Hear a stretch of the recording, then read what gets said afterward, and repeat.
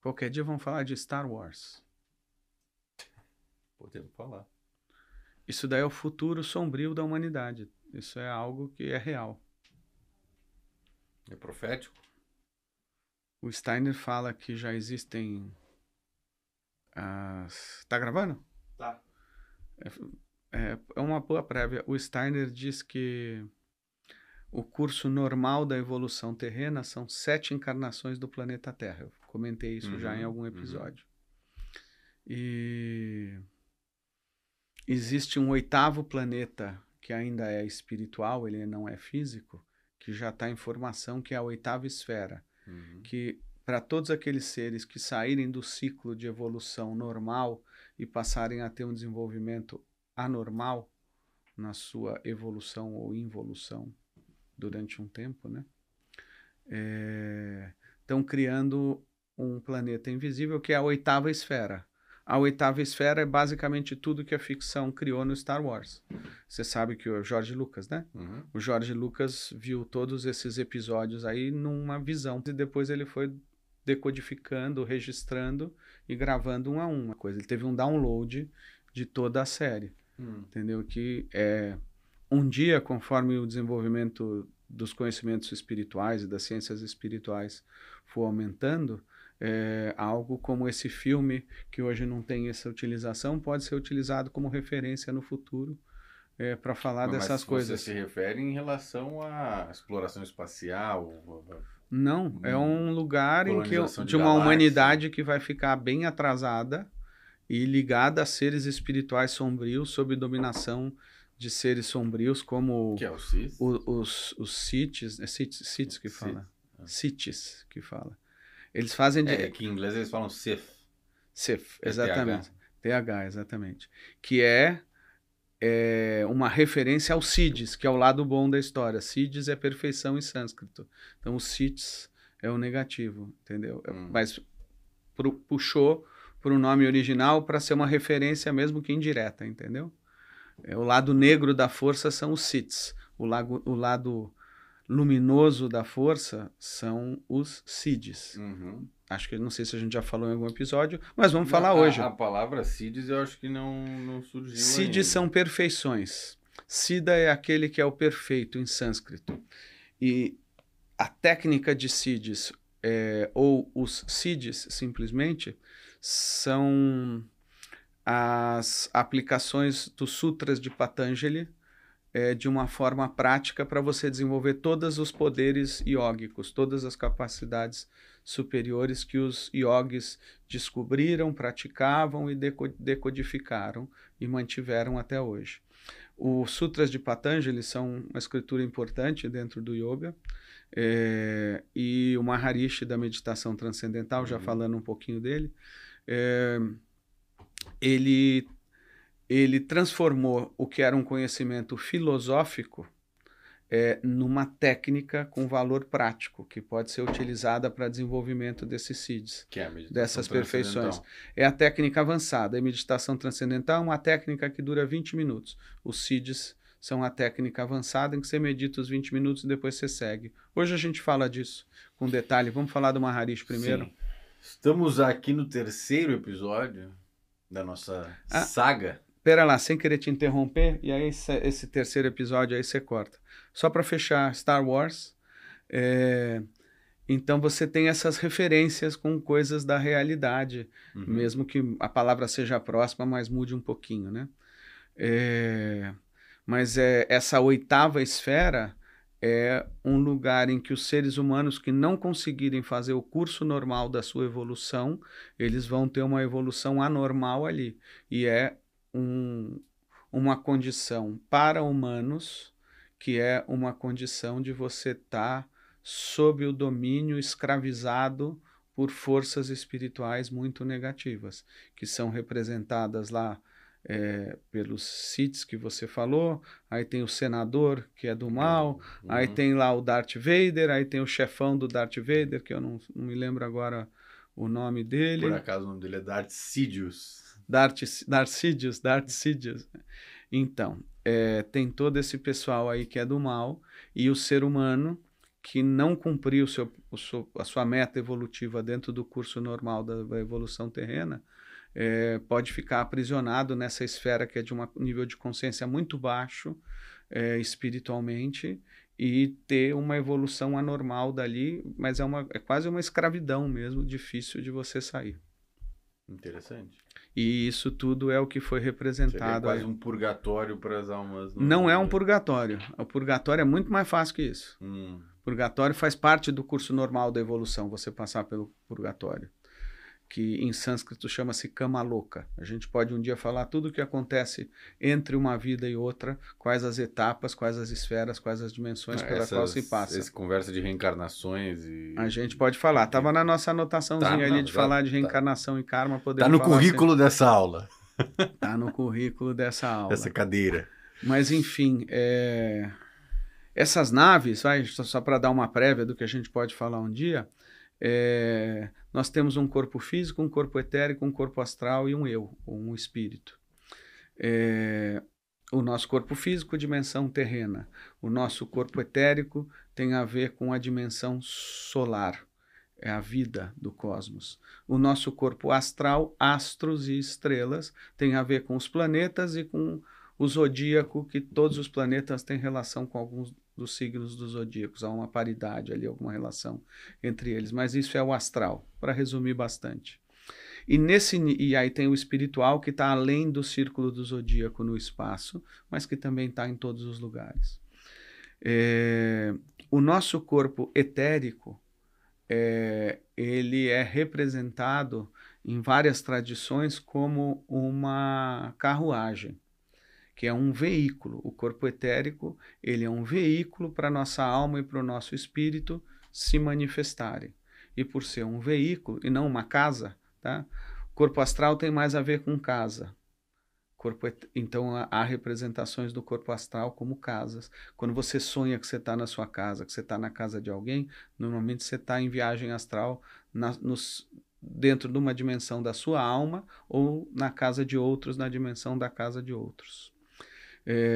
Isso é uma dúvida que eu tinha também, falar de sonhos. Podemos falar de sonhos também.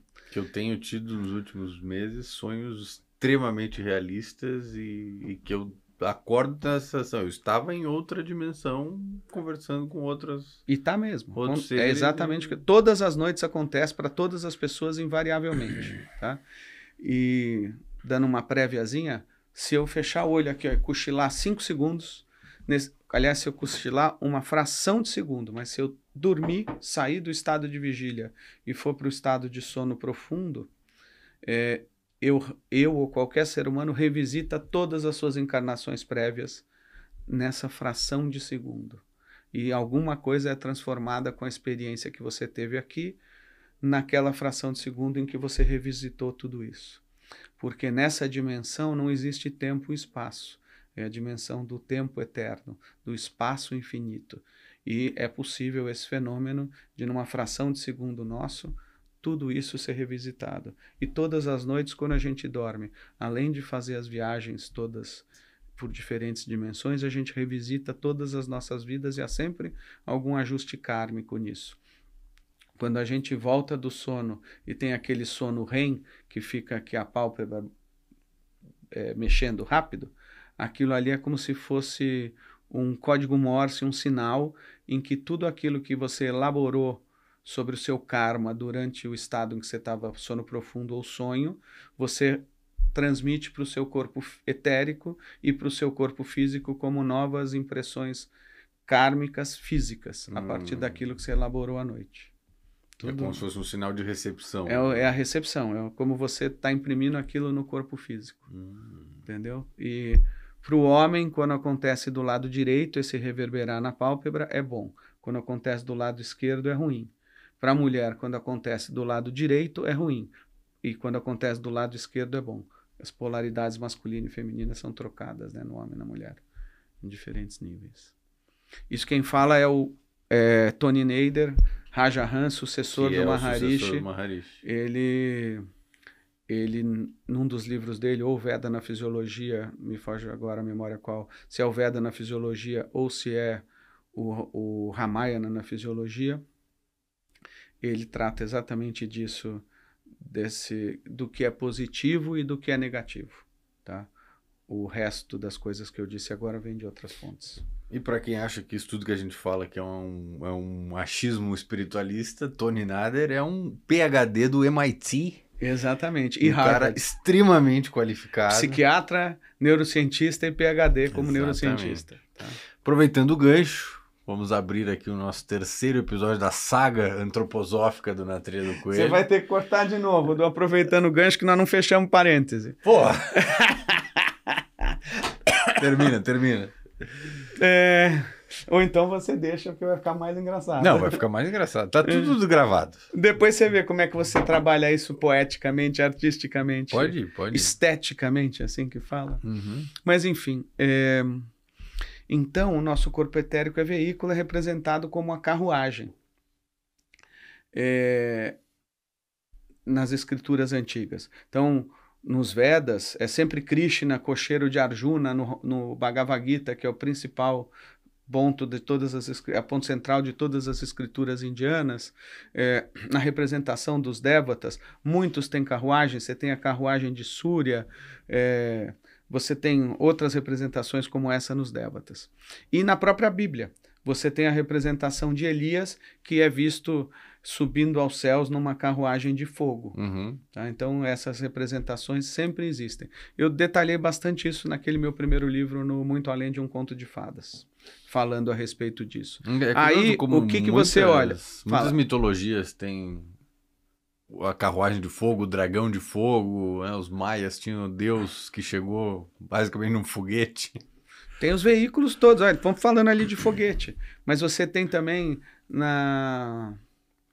em toda a mitologia grega e romana, você tem Poseidon numa carruagem com golfinhos e que é uma concha. Muda sempre, mas é um veículo ali. Uhum. E puxado por golfinhos, no caso, ou seres mitológicos que se assemelham a golfinhos. Enfim, e aí a gente tem essas espaçonaves aqui, são todos desdobramentos futuristas e de coisas ruins, porque elas representam ali um corpo etérico que ficou totalmente materializado, densificado e mineralizado e toma essa forma aí, essas coisas distorcidas, esses formatos aí das naves, são todos veículos para a alma e para o espírito que se tornaram muito densos. E aí eles servem só para você navegar em dimensões densas dessa esfera astral, que é todo esse contexto de quem ficar preso nessa oitava esfera, que vai conter planetas físicos, asteroides, luas, mas que é adstrito a um círculo maior do que ele, e que essa que é a oitava esfera, todo esse sistema planetário de baixa frequência, de baixa densidade, que é essa oitava esfera. E essas naves aí são os veículos para a alma e para o espírito nesse contexto de densidade. Uhum. Essa é uma boa representação delas. Acho que vale fazermos um episódio Star Wars. Vamos fazer, estamos fazendo agora uns teasers. Exato. Merkabah, para quem tem a referência egípcia, a Merkabah é um veículo dentro de todo o conhecimento iniciático do Egito. Podemos um dia falar disso também. Tá? Mas é um veículo, uma espaçonave. Curioso. Para o seu corpo, para a sua alma e para o seu espírito. Algum dia também preciso do seu parecer sobre o que eram de fato as pirâmides dos povos antigos e grandes construções. Tá fácil, vamos falar já? A gente fica pro teaser aí, já que estamos falando de Egito. O teaser vai virar um episódio, vai. Todas as pirâmides originais, elas tinham uma ponta de ouro. Sim. Tá? Isso se perdeu no tempo. Tá? Existem várias outras formas de geometria sagrada que têm o equivalente à ponta de ouro da pirâmide, que é por onde entram os seres espirituais que vão ajudar nos processos iniciáticos que ocorrem dentro das pirâmides. Então, vou resumir aqui, vou no foco do que era o principal delas como teaser. Mas as pirâmides eram locais de iniciações. Então, toda a energia das pirâmides, ela estava ordenada para que seres celestiais, já falamos, anjos, arcanjos, arqueus, exousiais, dínamis, quiriótetes, tronos, querubins e serafins pudessem entrar ali nas pirâmides e auxiliarem nos processos iniciáticos dos seres humanos preparados para fazer isso e que ali estavam. E aí, em diferentes tradições, o que ocorria na maior parte do tempo é que o corpo físico da pessoa ficava ali dentro da pirâmide, você tinha 12 seres humanos encarnados como hierofantes, cada um deles representando um dos 12 signos do zodíaco, para ter todas as forças ali ordenadas, harmonizadas, equilibradas, e naquele momento o corpo etérico, que normalmente no sono fica ligado ao corpo físico, ele se descolava. E aí o corpo etérico, junto com a alma e com o espírito, saíam pelo topo da pirâmide e assumiam a Merkabah. O que é a Merkabah? É esse corpo etérico que, descolado do corpo físico, onde ele tem uma conformidade hoje muito próxima do contorno do corpo físico, esse corpo, ao se soltar, ele se expande e assume a forma de uma carruagem, de um veículo, que é o veículo que vai acompanhar agora essa viagem da alma e do espírito. Em todas as dimensões que ela puder prescrutar, ela pode visitar locais em que você tem a crônica do Akasha, você pode ter revelações sobre passado, presente, futuro, uma série de coisas, dependendo do tempo, da época da evolução espiritual na humanidade, o que normalmente ocorria era uma coisa ou outra coisa em outras épocas. Mas, enfim, ele sai ali pelo topo da pirâmide e vai fazer essas iniciações. E o corpo etérico é o corpo da memória. Mesmo a nossa memória no corpo físico, isso que acho que a gente já tratou em algum episódio, ela não tem disco rígido, onde a gente armazena a memória no corpo físico. A nossa memória está no corpo etérico. Então, normalmente, o corpo etérico fica aqui. Quando ele sai e acompanha a alma e o espírito, você tem a lembrança de tudo o que você viveu, porque essa lembrança é impressa no corpo etérico. E aí, através do nosso aparato físico, sistema nervoso e cérebro, essa memória pode ser acessada do que você viveu lá, assim como a memória de tudo que você vive aqui é normalmente acessada também nesse corpo etérico, que é onde fica tudo armazenado. Fez sentido? Total. Minha teoria eram grandes câmaras de ressonância para fazer justamente esse tipo de ritual de viagens astrais. É isso. Só que hoje o termo viagem astral está muito popularizado, um pouco distorcido. É um termo mais moderno. E assim, existem viagens astrais que não são iniciações. Você faz isso sem o devido cuidado, sem a devida preparação, fora do momento certo, sem as pessoas corretas para te guiarem, cujo nome específico são os hierofantes, que cuidam das iniciações, seres humanos encarnados ou seres desencarnados atuando sobre seres humanos encarnados para fazer a iniciação. E você pode, nessa viagem astral, colher um monte de coisa negativa, ter acesso a conteúdos do seu subconsciente e do seu inconsciente de forma desordenada, e isso só vai te dar problema depois, tá? Então, vou te dar um exemplo. Fazer uma regressão é um tipo de viagem astral em que você, não falei que se você fechar o olho, você acessa todas as suas vidas? Num momento em que você faz uma regressão, o que você faz é você solta ali um pouco o corpo etérico e essa experiência que você teve de revisitar todas as suas vidas, volta como uma delas, como um registro de memória do que você percebeu, e você tem a regressão. Só que a regressão é sempre ruim, porque você vai tomar contato com um período do seu desenvolvimento, da sua evolução, que é mais antigo. E no passado você era menos evoluído. Então, o que você ganha em conhecimento sobre uma vida, você perde em termos de frequência energética, por ter vindo aquilo de uma forma desordenada. Tá? Dentro de uma forma ordenada, eu posso dar um exemplo de que o Buda, muito antes de se iluminar, ele já teve acesso a diversas das reencarnações dele.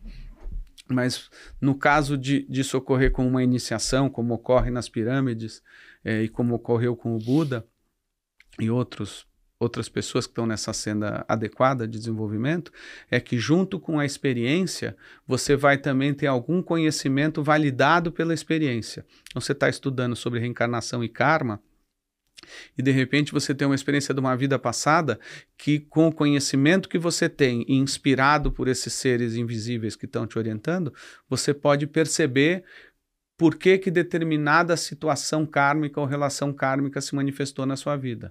Então, só faz sentido ter acesso a essas coisas dentro de um processo iniciático, porque quando você junta a experiência com o conhecimento, você transformou a sua consciência, aí você evoluiu, ela foi para um nível mais elevado, e aí a experiência é válida. Se você não está nesse processo, só a experiência vai te fazer evoluir, porque você não vai conectar com conhecimentos espirituais verdadeiros, não vai ter o aprendizado mais elevado, que normalmente o mais elevado é sobre reencarnação e karma, e aí o que você vai ter é conectar aquela visão com alguma experiência sua da sua vida comum, e provavelmente vai fazer uma interpretação errada que vai te levar a pensamentos errados, sentimentos errados e ações erradas a partir daquela experiência.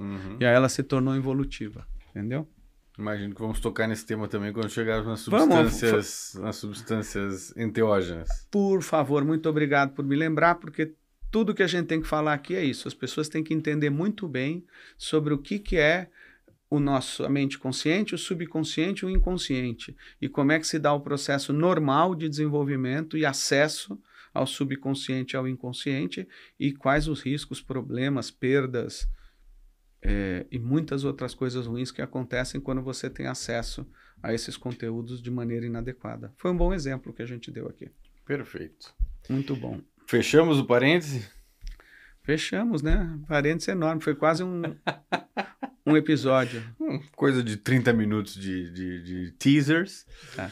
Eu juro que agora ele pode fazer a introdução. E agora farei a introdução do terceiro episódio da saga antroposófica do Na Trilha do Coelho, onde vamos nos meter aí por essa trilha para entender o que é a antroposofia e vários outros temas anexos, né? Porque a antroposofia apenas é uma ciência, apenas não, ainda é uma coisa muito maior do que apenas, mas é uma espiritualidade em formato de ciência e que condensou vários conhecimentos, né? Para acessarmos eles de forma mais organizada e mais construtiva, eu acho que é a grande palavra.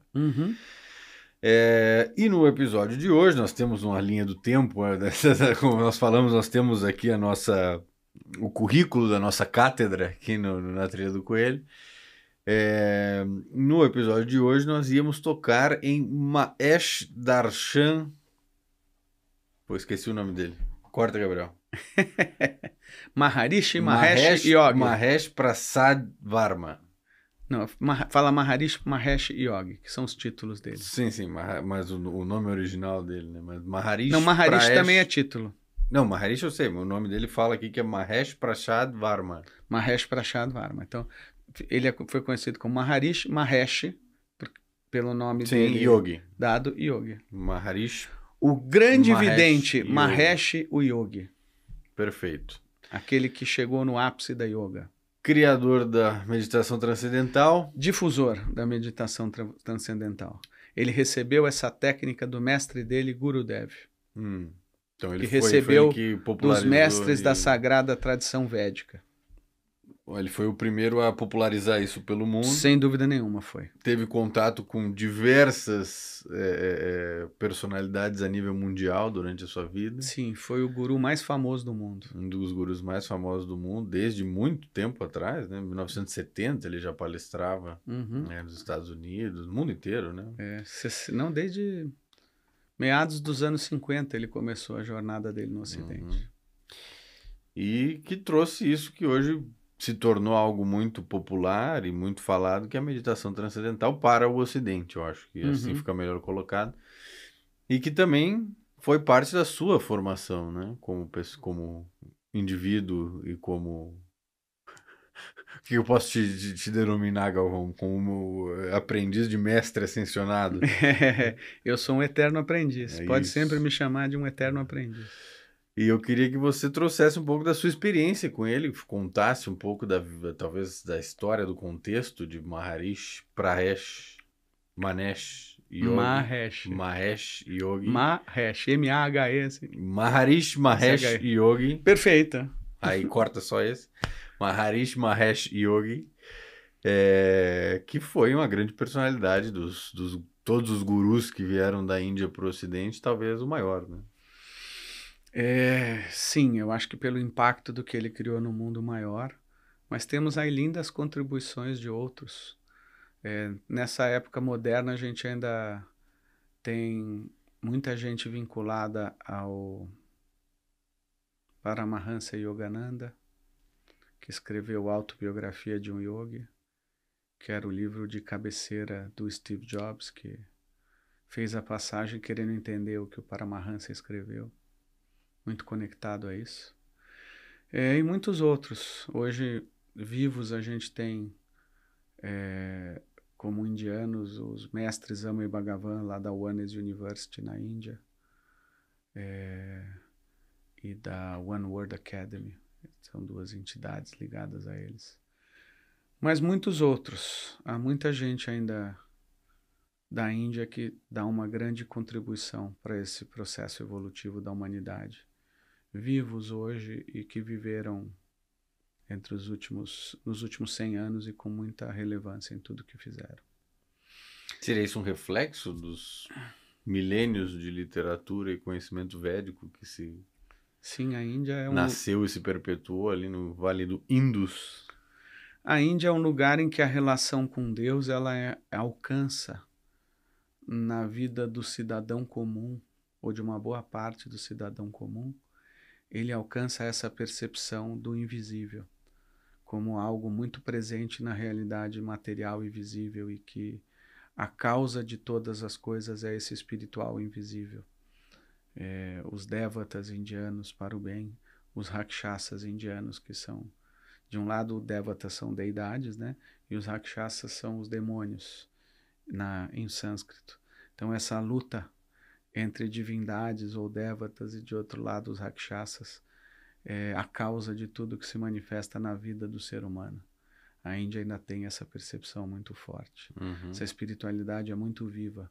Essa conexão com o invisível, mesmo que tenha sido perdido isso como conhecimento, yoga do conhecimento, ainda está no coração da maior parte do povo indiano, a yoga da devoção, Bhakti Yoga. De alguma maneira eles têm isso muito forte na consciência deles, e daí essa grande importância. Mas vamos falar um pouquinho do Maharishi? O tema hoje era outro, viu, gente? Mas eu sigo... Mas nós vamos chegar nesse outro em seguida, eu acredito. Não, eu sigo aqui os sinais invisíveis que nos são dados. A ideia do tema era outro, que talvez a gente grave como outro episódio depois que terminar esse. Mas o Lorenzo falou, hoje vamos falar de Maharishi. Eu falei, claro que vamos. Se você está dizendo, é porque é isso que a gente tem que fazer. Hoje eu já me animei. Pensei num monte de coisa aqui para fazer ficar um episódio muito bonito e interessante. Hoje na minha meditação, muito verdadeiro. Na minha meditação de manhã, recebi um sinal que era Maharishi no dia de hoje e trouxe para a mesa. Não... Perfeito. Eu acato essas mensagens que vêm através de todas as pessoas ao nosso redor. Vamos lá. Para falar do Maharishi, eu vou contar quem era o Maharishi antes de ser o Maharishi e como é que ele deu os primeiros passos para ser o Maharishi, pelo menos nessa vida. Eu diria, primeiro, o Maharishi ele é uma personalidade, eu não vou falar isso agora, mas eu consigo traçar 5 ou 6 encarnações prévias dele,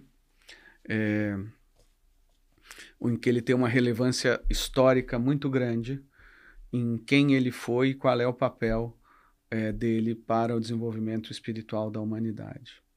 Então já era uma pessoa com essa marca do destino, uma alma que em muitas outras encarnações teve um papel relevante. Mas é muito comum, mesmo para os mestres encarnados, ou para os discípulos dos mestres encarnados, e o Maharishi é um eterno discípulo.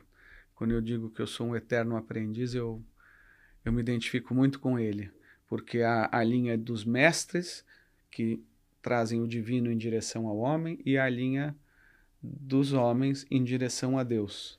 Eu acredito que eu estou nessa linha dos homens em direção a Deus. E sem dizer muita coisa, mas já dizendo, o Maharishi é o principal representante de toda a humanidade nessa linhagem dos homens em direção a Deus. Quando a gente falou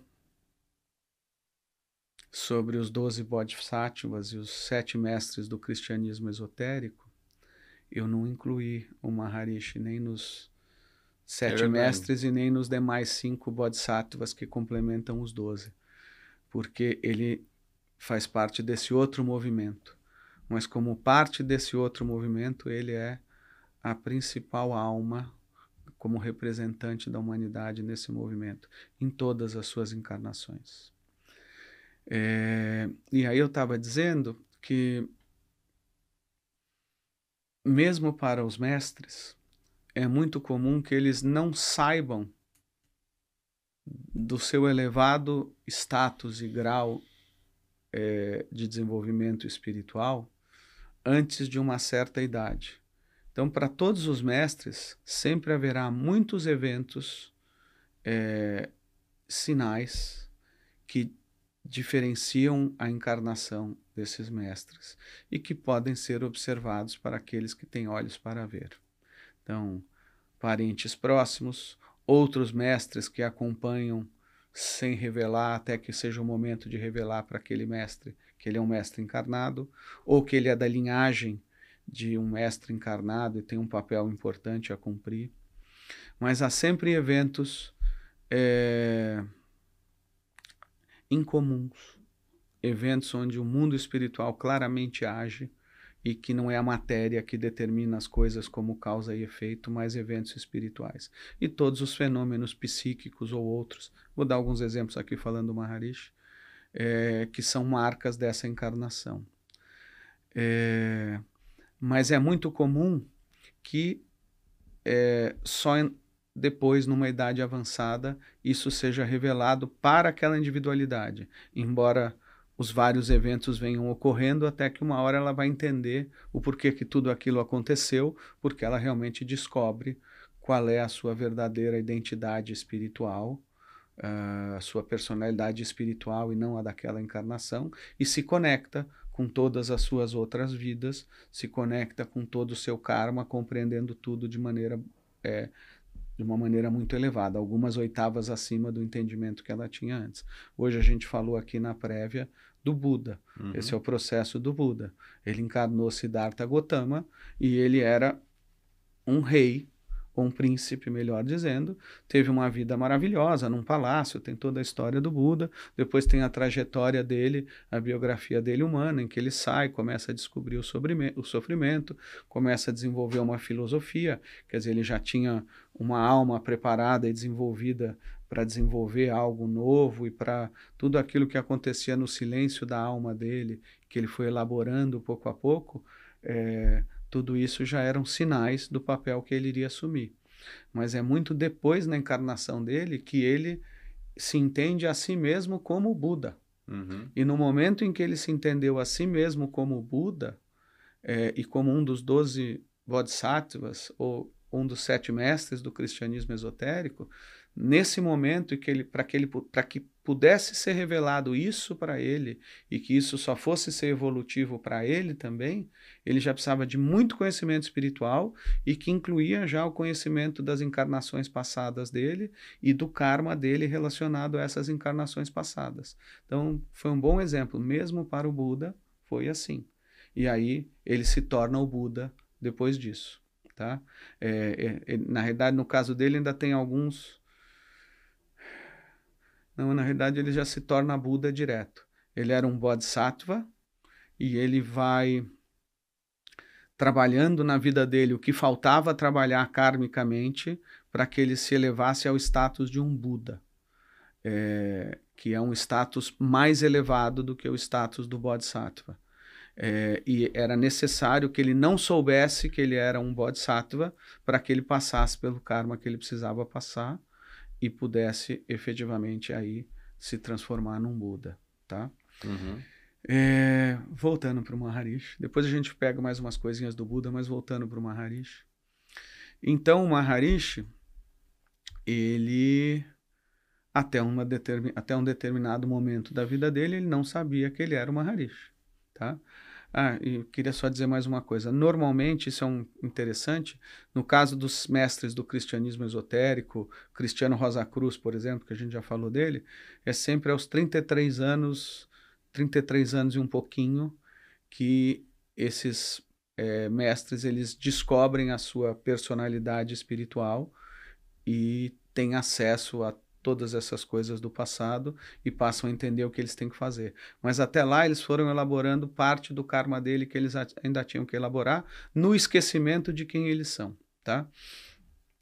No caso dos discípulos desses mestres, a preparação ainda precisa ser maior, tem mais karma para ser depurado, então muitas vezes acontece numa fase mais elevada, mais adiantada ainda da vida, para que eles descubram mais sobre a personalidade individual deles, mais sobre outras vidas, mais sobre o karma, e aí eles possam assumir um papel diferente como guia, como orientador ou como servo, discípulo, mas trazendo coisas mais elevadas, tá?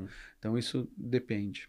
E aí com o Maharishi não foi diferente. Então vamos voltar aqui para o Maharishi. O Maharishi, ele é um rapaz nascido na Índia, se não me engano foi com aproximadamente 18 ou 20 anos de idade, que o tio dele, se não me engano era o Dr. Varna, que era o nome do tio dele, o tio dele o convida para visitar um guru, que era o Gurudev. O guru do Maharishi, ele é de uma cidade chamada Jyotirmat, ele não é de uma cidade, mas ele foi declarado Shankaracharya, que é o principal mestre de um dos 4 principais templos na Índia, que fica em Jyotirmat, que é uma cidade no norte da Índia, um pouco acima de Rishikesh, na direção dos Himalaias. E aí o tio do Maharishi é do norte da Índia, o Maharishi também era do norte da Índia, são tradições diferentes no norte e no sul. E o tio dele, conversando com ele, diz o seguinte: queria te convidar para ir comigo ver o meu guru, porque esse é um guru diferente de todos os gurus que eu conheci. Ele é capaz de coisas que nenhum outro é capaz. Ele tem uma sabedoria, um status, poderes espirituais que nenhum outro tem. Este é um guru de verdade, é um guru muito elevado, porque na Índia muita gente é guru sem ser guru, tá? Há essa problemática também, né? Uma espiritualidade muito avivada, e isso acontece. Então era um guru diferenciado, e o Dr. Varna convidou o Maharishi para ir visitá-lo. E aí eles se encontraram numa casa, era um pouco escura, eu não lembro se era uma casa ou se o Gurudev estava na caverna, numa gruta, eles estavam fora, mas eu vou dizer que é uma casa que eu estou mais seguro disso. E várias pessoas, e aí o Maharishi, numa hora, pensa, mas ele não vai falar nada? Ele vai ficar em silêncio o tempo todo? Aí nessa hora o Gurudev fala e responde para ele: eu só falo quando me perguntam algo. Então, de cara, o Gurudev revelou a capacidade dele de ler os pensamentos de qualquer pessoa, Sim. de entrar na alma da pessoa e perceber os pensamentos. Os pensamentos ficam na alma, no corpo astral. Pensar, sentir e querer são faculdades da alma. A antroposofia vai chamar de maneira muito adequada essa capacidade de ler pensamentos de percepção do pensamento alheio. A capacidade de perceber sentimentos, de percepção do sentimento alheio ou do outro, seria uma melhor tradução. A antroposofia nos revela que nós temos 5 sentidos físicos e outros 7 sentidos que são mais sutis, que são espirituais. 2 deles são esses: percepção do pensamento de uma outra pessoa, percepção dos sentimentos de uma outra pessoa. Então o Gurudev de cara revelou isso, dizendo: eu só falo quando me perguntam algo. E aí o Maharishi fala: nossa, ele leu os meus pensamentos. Então essa foi a primeira experiência do Maharishi com o Gurudev. E aí, nesse dia, e em função dessa experiência, o Maharishi narra, isso foi registrado num livro ao qual eu estou me referindo. Se não me engano, esse livro chama-se Strange Things or Strange Facts About a Saint. Então, coisas estranhas ou fatos estranhos sobre um santo, que era ali falando do Gurudev e não do Maharishi. tá? E se não me engano foi escrito pelo Dr. Varna, que era o tio do Maharishi, que tem essa experiência, que convidou ele para conhecer o Gurudev. Enfim, e aí o Maharishi, ele decide naquele momento que a vida dele seria servir aquele mestre, seria seguir os passos daquele mestre, porque já imediatamente essa revelação dessa capacidade dele fez com que ressoasse nele karmicamente o que precisava ressoar para ele saber que o caminho dele era esse. E aí ele já queria ficar ali. E aí ele conversando com o Gurudev diz para ele que não, que ele tinha um plano para entrar na faculdade, então ele era mais novinho do que eu falei, devia ter uns 16, 17 anos, que ele tinha um plano para entrar na faculdade e que era importante que ele fizesse a faculdade e que ele seguisse a faculdade, depois que ele terminasse a faculdade, que ele voltasse para se encontrar com o Gurudev, e aí sim ele poderia seguir, poderiam conversar ou poderia segui-lo. Foi algo nessa linha conversa, acho que já indicando que poderia segui-lo também. Sim. E aí o Maharishi ele estava já decidido a fazer faculdade de física. E a física, ela é a grande linguagem da ciência moderna. A gente vê por tudo que hoje a gente experiencia. E isso não era claro em 1934, que é mais ou menos quando isso aconteceu, tá? Então, o Maharishi é físico, sendo físico domina também muito bem a matemática, e ele precisava desenvolver esse pensamento científico, materialista, nessa encarnação para poder desenvolver todo o trabalho dele.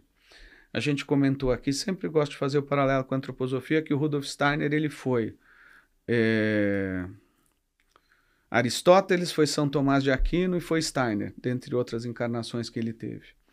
E como Aristóteles, ele desenvolveu toda a capacidade do pensamento lógico para poder depois, como Steiner, trazer toda a antroposofia ao mundo.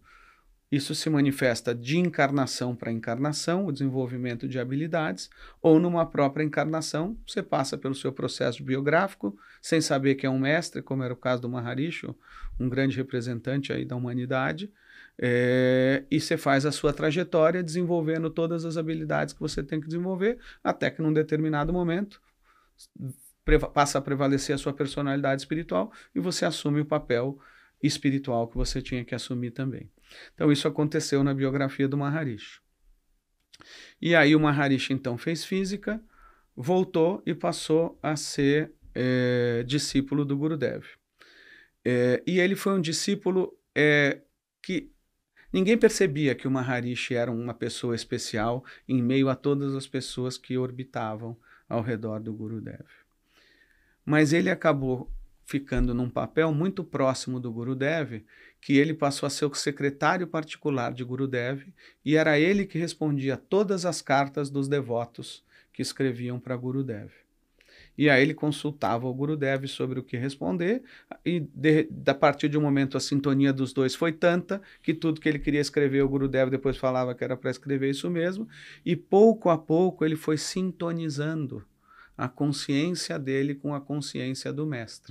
Isso aconteceu de forma espontânea, através desta atividade que ele fazia sob a atenção do mestre. E que depois ele replica isso, todo o movimento do Maharishi, ele replica exatamente esse ponto, que eu acho que fica bem evidenciado com esse exemplo dele mesmo.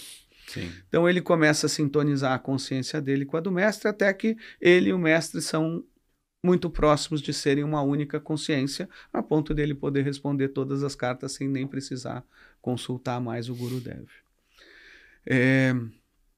E aí, quando o Gurudev faz a passagem dele, o Maharishi ele fica recluso durante 2 anos, se não me engano também nos Himalaias. E durante esse período de reclusão, um grande sofrimento para ele, e esse sofrimento fazia parte também do que ele deveria desenvolver na alma para evoluir, porque o sofrimento, eu demorei muito para entender qual é o papel do sofrimento no mundo, só aprendi recentemente, na pele, vivendo na pele isso. O sofrimento tem o seu papel, nada mais poderoso do que o sofrimento para transformar as imperfeições da alma em perfeições do espírito.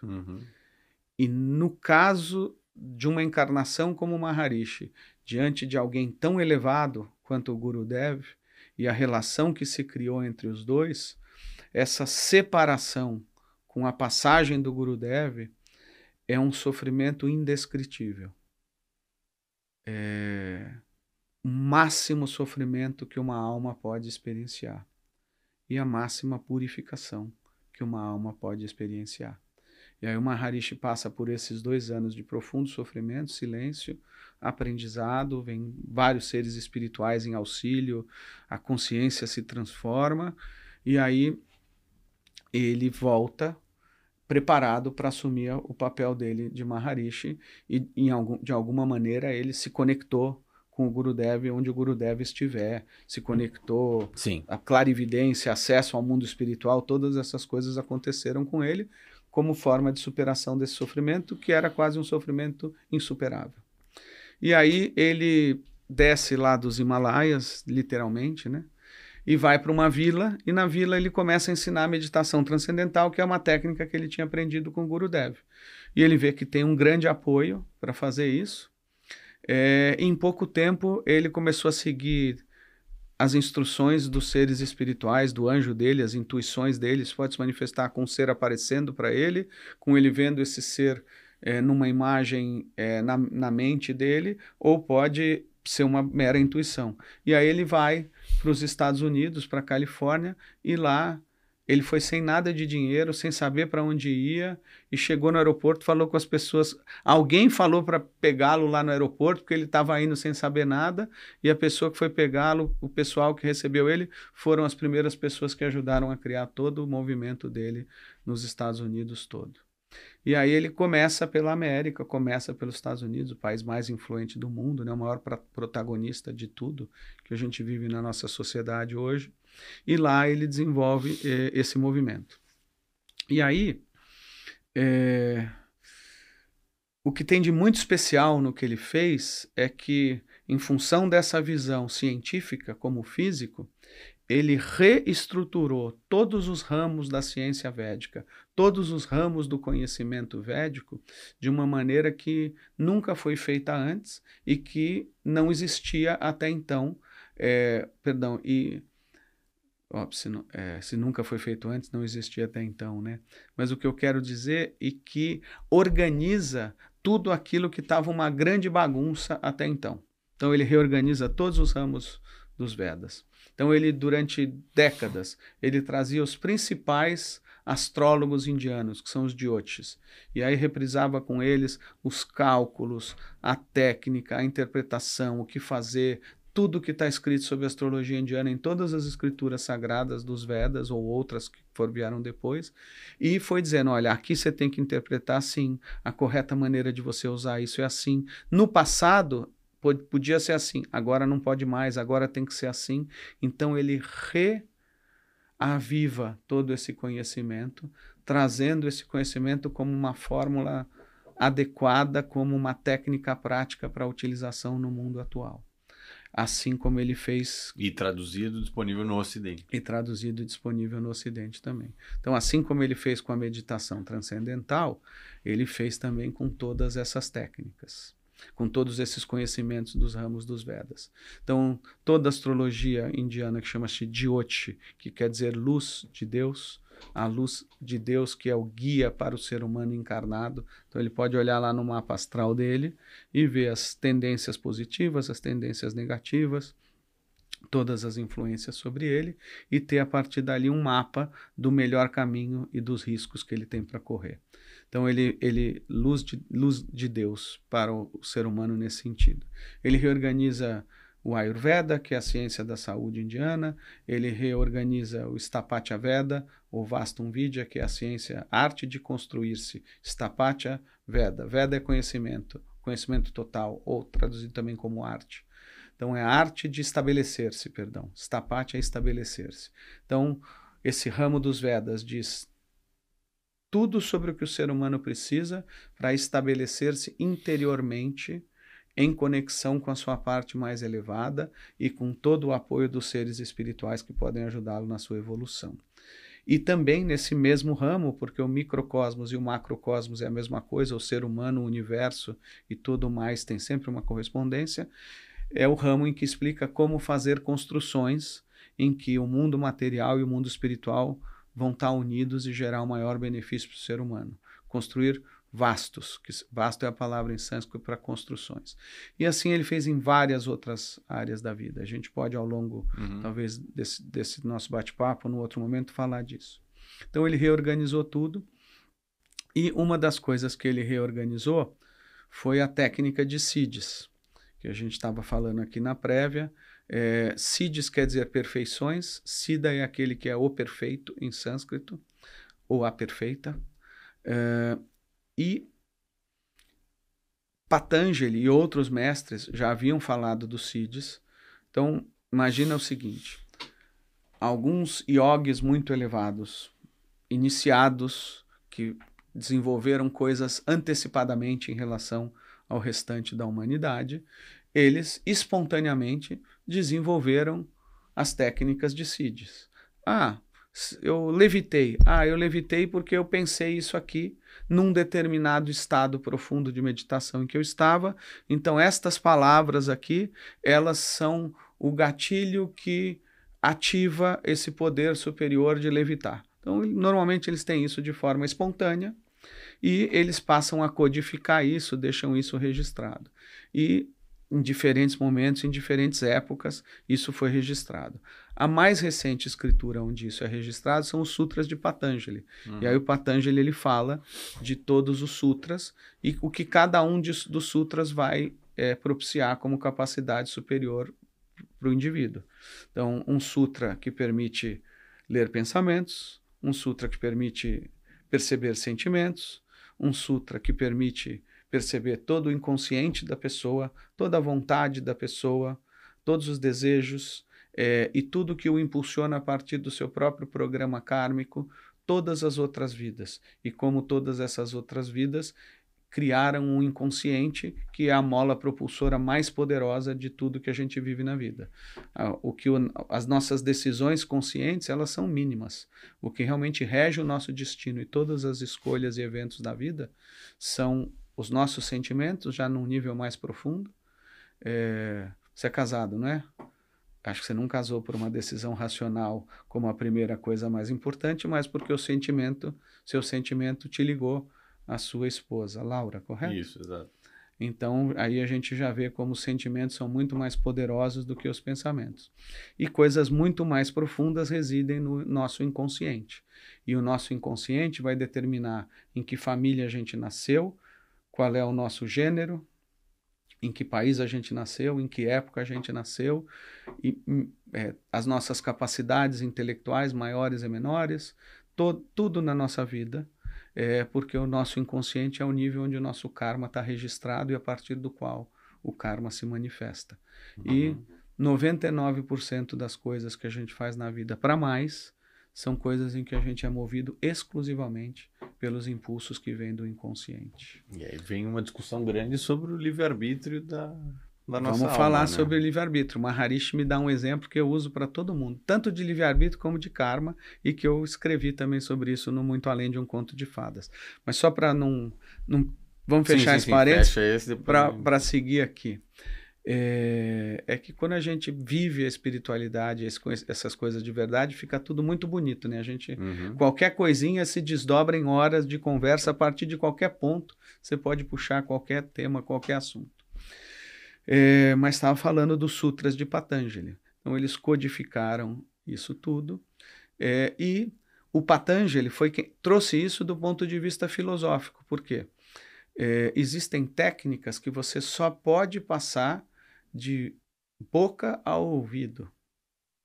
Ou seja, você não pode dar uma técnica poderosa, elevada, que vá permitir, pensando no nosso tema, acesso ao subconsciente ou acesso ao inconsciente da pessoa, sem garantir que ela tenha o desenvolvimento adequado e sem garantir a orientação adequada que ela precisa para o grau de desenvolvimento dela e para o momento histórico, todas as outras condições em que ela vive. No passado você precisava mais de um mestre, hoje o mestre interior é o mais importante. Então, se você tem esse desenvolvimento para ter acesso a essas coisas ou não, tá? Então, era de boca a ouvido. Então, de uma maneira para proteger o ser humano, essas técnicas, os sutras de Patanjali, as escrituras, o que ele escreveu sobre os sutras, ele escreve do ponto de vista filosófico, mas ele não dá a técnica para que alguém possa desenvolver aqueles siddhis. E aí o Maharishi faz isso, e ele tomou todo o cuidado para que essa técnica só seja transmitida de boca a ouvido, e dentro de um contexto muito bem estruturado do movimento dele de meditação transcendental, para que as pessoas tenham só benefícios com essas técnicas e não criem algo que seja ruim para elas mesmas. Então esses são os siddhis que ele desenvolveu e que a gente vai falar um pouquinho mais adiante sobre eles. E aí o Maharishi, ele foca em cada etapa da sua vida no desenvolvimento de parte disso, tá?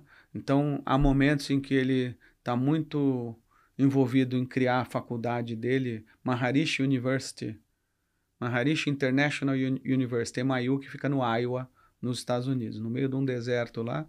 Ele tem uma faculdade que normal, tem uma série de cursos, bem interessante tudo que ele desenvolveu lá. Eu descobri que tem até uma cidade com o nome dele em Iowa, né? Tem a cidade, Vedic City. Maharishi Vedic City. Então ele foi criando, é impressionante tudo que ele criou e que criou de forma estruturada, com um apoio espiritual, para que isso permanecesse por décadas.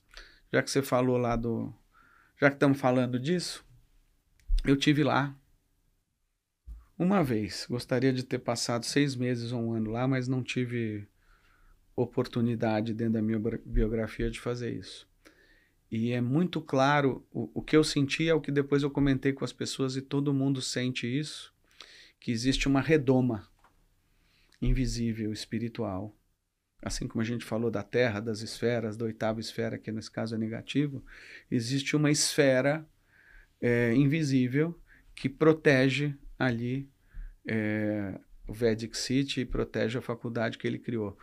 Tem um raio ali em que tudo está dentro de uma dimensão, de uma consciência que é diferente e que ele criou ali.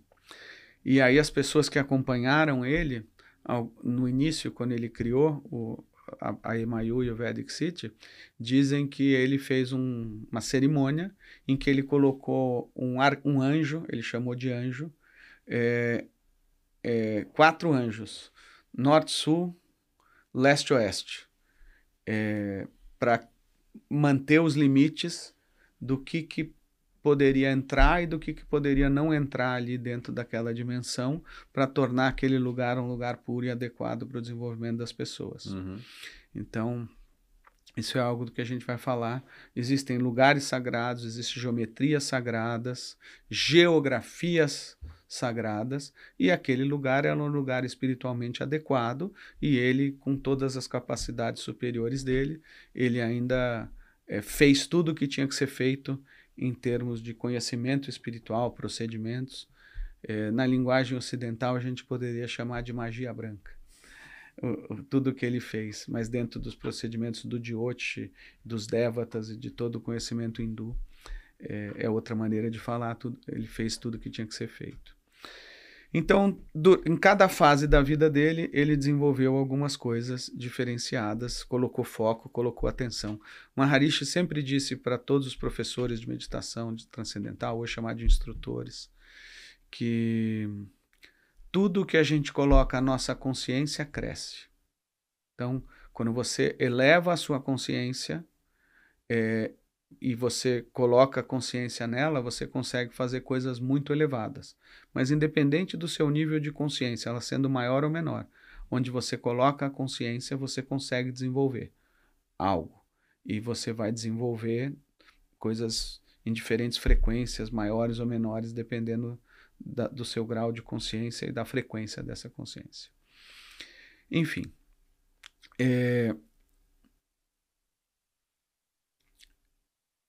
Algo interessante que eu gostaria de comentar, que ele desenvolveu e que tem a ver com o que a gente vai falar hoje mais para frente, é sobre a técnica de CIDS propriamente, então. Teve um seguidor dele, que está entre os 5 primeiros, que chamava-se Charles Lutz. Teve um desses primeiros seguidores dele, que se chamava Charles Lutz. E assim como o Gurudev ficou muito próximo do Maharishi, Maharishi ficou muito próximo do Gurudev e conectou sua consciência dele, o Charles Lutz virou o assessor pessoal do Maharishi. Motorista dele quando precisava, preparar tudo dentro da casa para ele, organizar os eventos, palestras, cursos de meditação. A pessoa mais próxima do Maharishi era o Charles Lutz. E o Charles Lutz teve uma história que já tinha essa marca de ser uma pessoa espiritualmente importante, estava muito próximo do Maharishi. E isso, toda a história do Charles Lutz com o Maharishi foi resumida no seu obituário de morte. Quando o Charles Lutz veio a falecer, entre os seus 70 e 80 anos, eu diria, talvez um pouco mais, um amigo dele revelou algumas coisas que até então não tinham sido escritas e divulgadas sobre o Charles e sobre o Maharishi. E eu transcrevo isso também integralmente no Muito Além de um Conto de Fadas. Então é o Charles Lutz Obituary, o obituário de morte dele. Ele narra o seguinte: o Charles Lutz tinha uma determinada atividade, eu não lembro se ele era corretor de seguros, o que ele fazia. Vivia uma vida normal, nada muito ligado à espiritualidade, mas acho que não tinha nada ainda ligado à espiritualidade.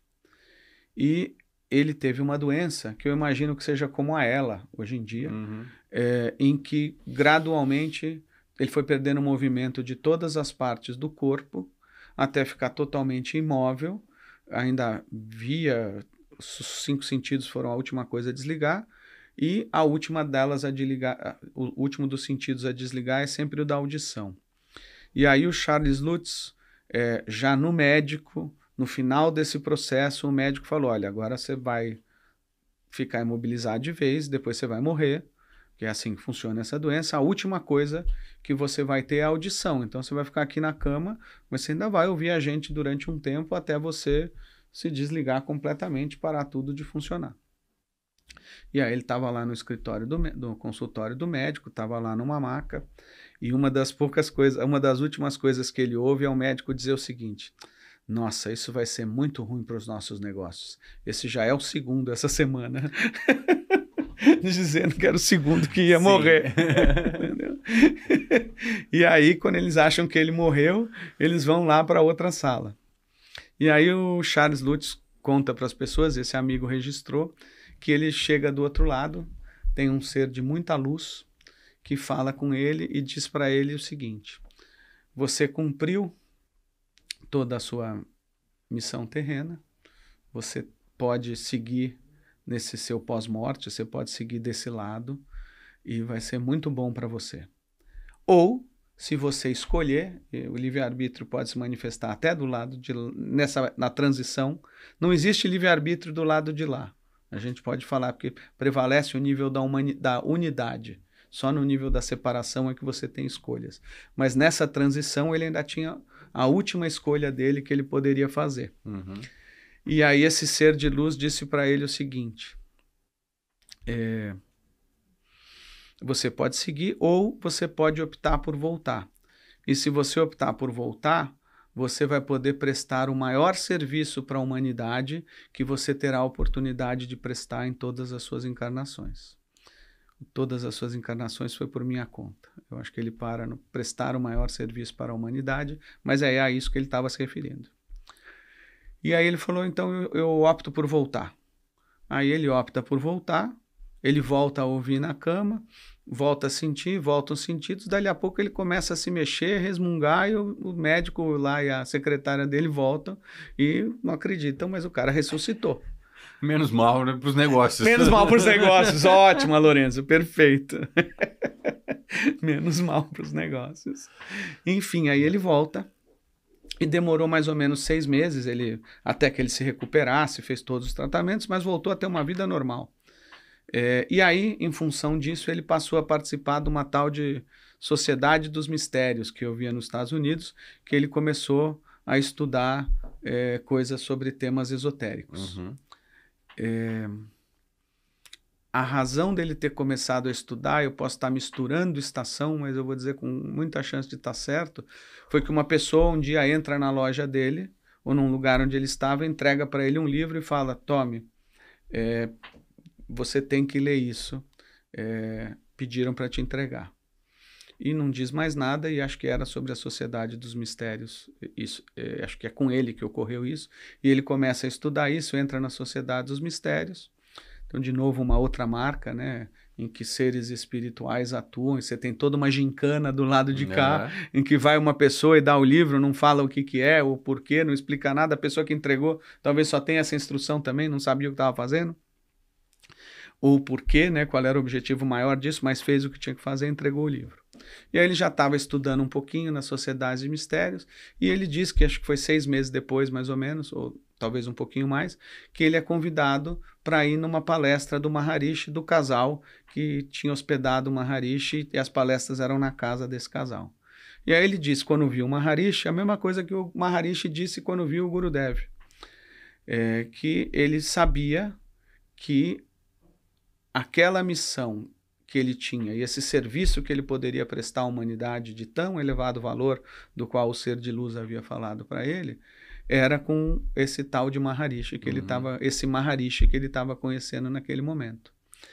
E aí ele pôde imediatamente se ligar. Ele faz o curso de meditação transcendental naquela semana mesmo. O curso é um curso em 5 aulas de 2 horas mais ou menos. Hoje em dia, naquela época já era próximo disso. Aí ele faz o curso e se vincula ao Maharishi, e aí ele passa a ficar bastante próximo do Maharishi, assim como o Maharishi ficou do Gurudev. E isso vai transformando a consciência do Charles.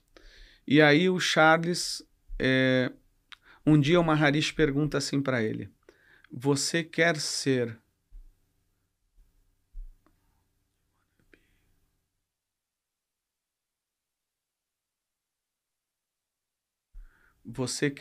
um comigo?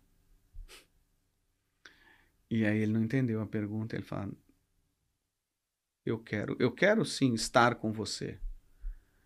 Aí ele pergunta de novo, você quer ser um comigo? E aí o Charles Lutz entende o que ele estava querendo dizer, que era se unir a ele, o discípulo, receber do mestre tudo o que ele precisa para se elevar ao status cósmico do mestre. Tal qual o Maharishi havia feito com o Gurudev. Com o Gurudev. Exatamente. E ele já estava nesse caminho com toda essa proximidade de tudo que ele já tinha com o Maharishi. E aí ele responde que sim, muito humildemente ele responde que sim.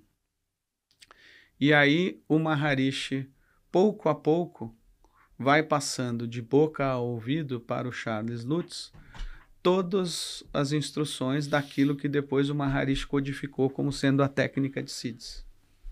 Então a técnica de Siddhis nasceu aí. E é uma técnica de Siddhis que desenvolve todas as perfeições do ser humano, todos os Siddhis, todos os poderes psíquicos e outros, toda a ética, toda a moral, toda uma consciência mais elevada, porque as duas coisas têm que vir juntas. Sentimentos corretos, pensamentos corretos, vontade correta, uma integração de tudo na personalidade para você poder ter acesso a isso. E o Charles Lutz desenvolve tudo isso, tem uma vida muito próxima do Maharishi, depois até falecer muito mais velho. Enfim, aí conta um pouco da biografia dele no obituário, mas não, faltou um pedaço bonito. Então o Maharishi vai ensinando ele.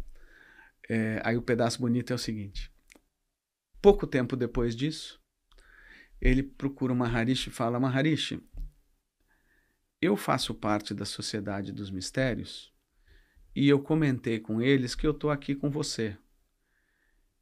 E aí eles me disseram para eu largar você.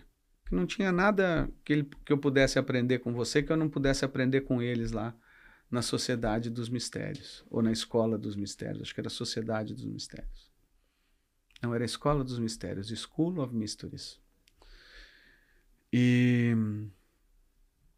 aí o Maharishi falou, vamos nos divertir um pouco. Porque, antes disso, perdão. Aí ele fala, e aí eles falaram que eu não tenho então que seguir você. Eu tenho que continuar lá? Ele falou, não, continua lá sim, pode ser que você aprenda alguma coisa, mas vamos nos divertir um pouco. Aí ele falou, pergunta para o seu mestre lá, para a pessoa acima de você, o que os mestres ascensionados dizem sobre mim e sobre a técnica que eu tenho para te ensinar, que é a técnica de Siddhis. E aí ele vai lá, pergunta pro imediato dele lá, superior dele, o cara, não vou perguntar nada disso, o que é isso, mestres ascensionados e tal. Ele insiste, eu não sei se ele insistiu 2, 3 vezes, e o cara, depois de um tempo, volta para ele, olha, eu fiz essa pergunta para os meus superiores e eles consultaram esses mestres ascensionados, o cara nem sabia que existia. No nível que ele estava, ele nem sabia que tinha esse nível de comunicação superior. E a resposta que veio foi, esse seu Maharishi tem a técnica mais avançada que um ser humano pode utilizar a qualquer momento da história da evolução humana. Então fique com ele, porque aqui com a gente você não tem mais nada que possa ser importante para você. Você tem tudo com ele, fique com ele. E aí o Chagas narrou isso para outras pessoas que registraram e ele seguiu com o Maharishi. E aí estamos falando então dessa técnica de Siddhis e esse é o pano de fundo da técnica de Siddhis.